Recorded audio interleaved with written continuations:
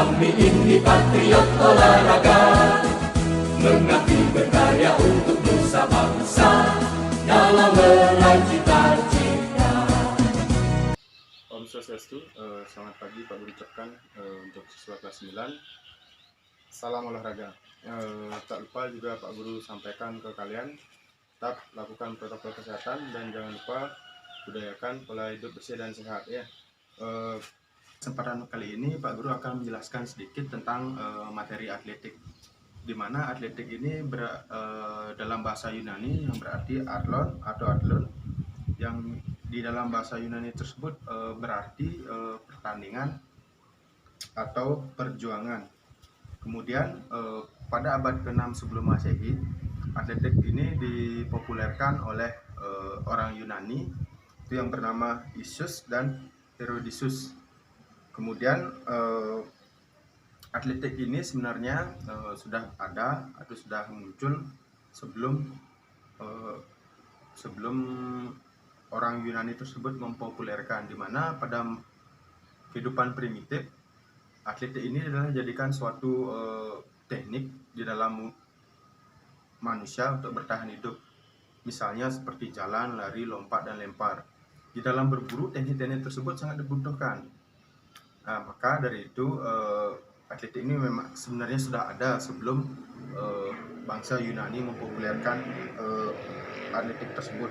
Nah, atletik ini juga salah satu dari induk atau cabang olahraga-olahraga yang lain.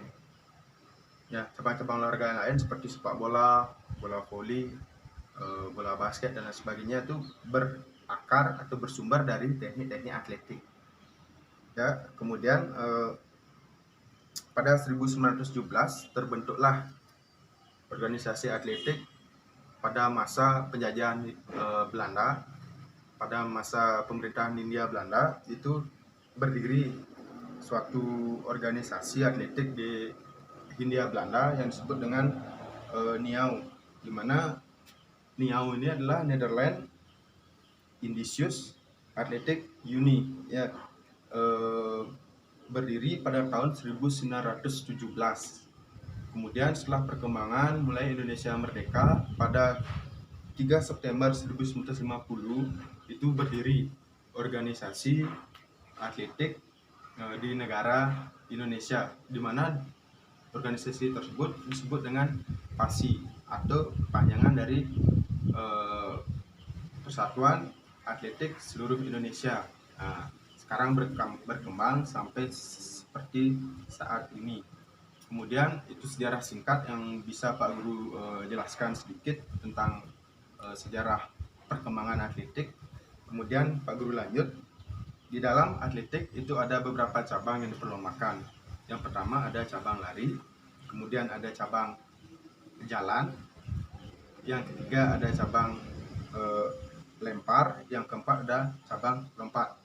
Di dalam cabang lari itu yang diperlombakan adalah yaitu hanya satu, jalan cepat.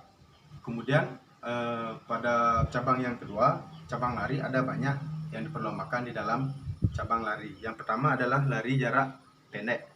Lari jarak pendek, jarak yang diperlombakan yaitu ya 100 meter, 200 meter, dan 400 meter. Kemudian pada lari jarak menengah itu yang diperlombakan yaitu jarak 800 dan 1500 meter.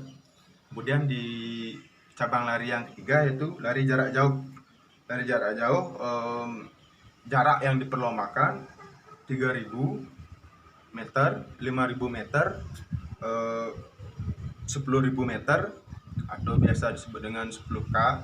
Kemudian yang terakhir itu ada lari maraton, ya. Lari maraton biasanya diperlombakan di ruang terbuka, tidak di stadion. Kemudian yang keempat yaitu lari halang rintang atau yang disebut dengan lari gawang, di mana dalam lari halang rintang tersebut atau lari gawang tersebut atlet berlari dan melompati gawang. Kemudian yang terakhir itu lari sambung atau sering disebut dengan lari estafet. Ya, itu beberapa cabang yang diperlombakan di dalam lari. Kemudian yang ketiga di cabang lempar itu ada lempar lembing, lempar cakram, dan yang terakhir tolak peluru, ada juga lontar martil. Kemudian yang keempat atau yang terakhir cabang yang diperlombakan di dalam atletik itu adalah cabang lompat ya, lompat jauh, lompat tinggi galah, dan lompat jangkit. Pada kesempatan ini Pak Guru akan memberikan sedikit teknik di dalam tolak peluru. Itu yang pada umumnya itu ada dua gaya yang dipergunakan, yaitu gaya menyamping atau gaya ortodok, dan yang kedua ada gaya obrén untuk membelakangi. Ada juga gaya memutar, tapi pada umumnya jarang yang menggunakan gaya memutar tersebut. Yang umumnya digunakan yaitu yang dua, gaya ortodok dan gaya obrén ya. Di sini sebelum kita lanjut ke gaya, Pak Guru praktekkan cara memegang peluru yang benar. Ya, cara memegang peluru yang benar.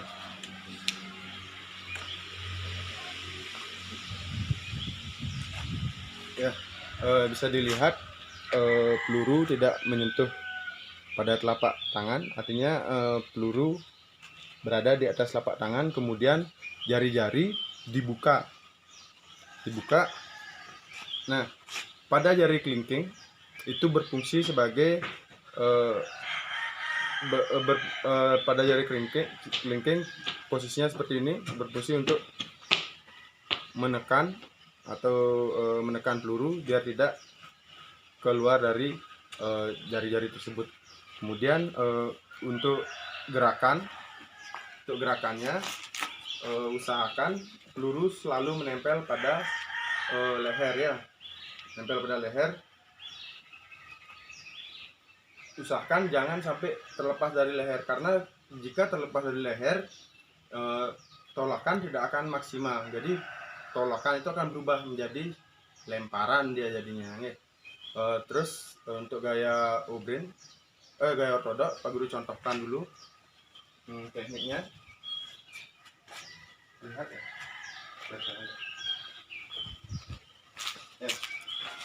Peluru menempel di leher, kemudian kepala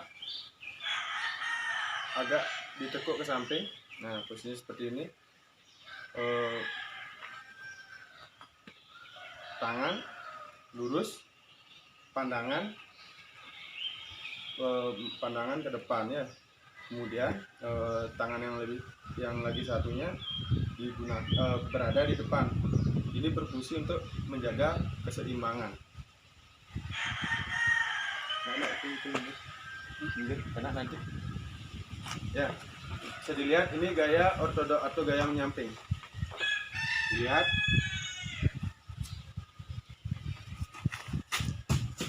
ya, setelah melakukan tolakan diikuti dengan gerakan kaki, melangkahkan kaki ke depan. Itu berfungsi untuk menambah power atau kekuatan di dalam melakukan tolakan tersebut. Kemudian yang kedua ada gaya obrén. Gaya obrén itu adalah gaya membelakangi. Jadi target misalnya di sana, ya, target di sana, membelakangi target. Tadi jika target di sana kan menyamping, gaya ortodok, gaya obrén membelakangi dia. Ya, posisinya seperti ini, bisa dilihat. Tolakan. Ya, itu sedikit gerakan di dalam tolak peluru. Silakan anak-anak pelajari, contohkan di rumah. Walaupun tidak menggunakan peluru, bisa dimodifikasi menggunakan bola, misalnya bola yang kecil. Silahkan, yang penting nanti pada saat penilaian keterampilan kalian bisa mencontohkan gerakan yang benar sesuai dengan teori. Sekian dari Pak Guru tutup dengan para Santi. Om Santi Santi Santi Om.